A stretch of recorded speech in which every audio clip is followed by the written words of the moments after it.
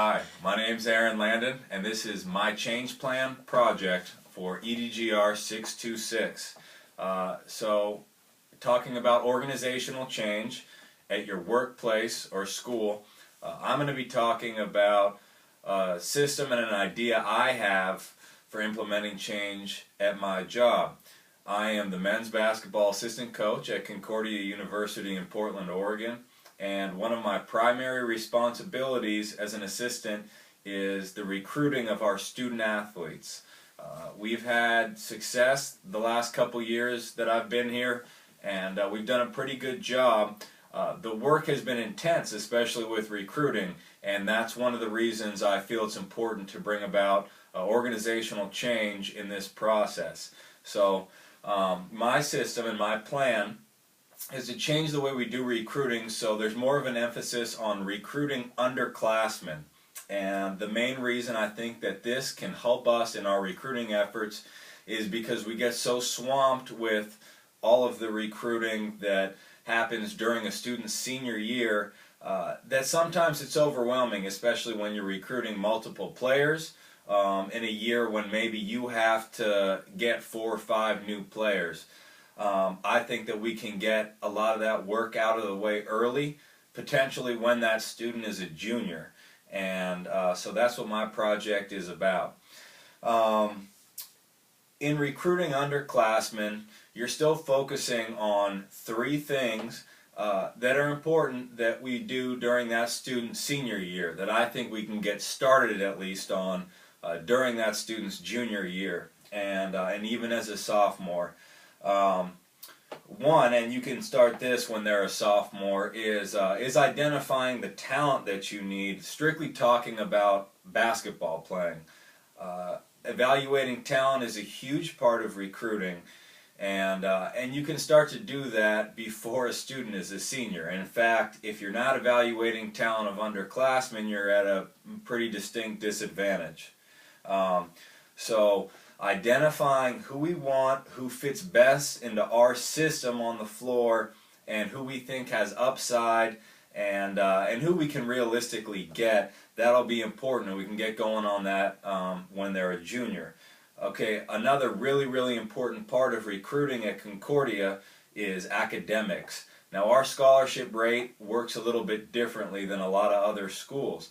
We have more of a scholarship formula than necessarily a number of scholarships. We figure out scholarships by kind of weighing and balancing athletic ability and basically athletic scholarship money in addition to academic scholarship money, along with financial aid and other resources that the student may get to take advantage of.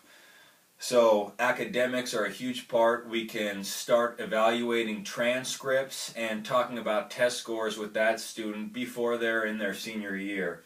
And that's something that I think that we can start to gather all that information, and that'll help us out.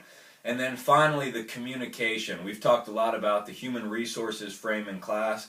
Well, here it is. Getting out, being active, building relationships with potential student athletes and their families is really important. I think that building relationships and getting to know people is kind of the heart of recruiting, and the best recruiters do a really good job not only getting to know that student and their family, but then expressing who they are, who the school is, what the program's about. That's really important, and that's all stuff that we can start doing when a student is an underclassman. That way, by the time that potential recruit is a senior, we've got all our ducks in a row, so to speak, and everything's ready so that we can start formally recruiting. And by formally recruiting, I mean setting up an official visit and making that scholarship offer. Just to talk about restraining or driving forces, we've talked about that in class too. I think the only potential restraining force in implementing this system is just a lack of resources. We're not a huge institution, and this would be the coaching staff implementing this organizational change. Now, the way our staff is structured, we have 2 graduate assistants and a part-time assistant.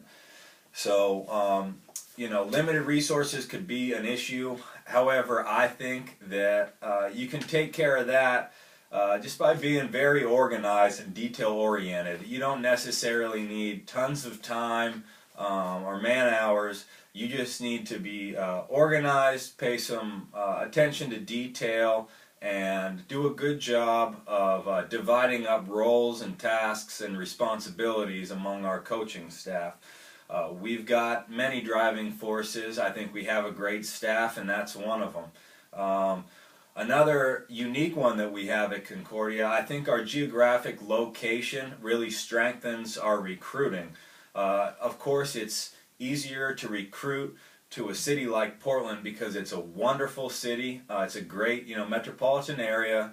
It's culturally rich, and that makes it easy. Now, in terms of going out to recruit different areas, Portland's in a great location. You've got the city of Portland and then the greater Portland area that's really, really strong in terms of basketball.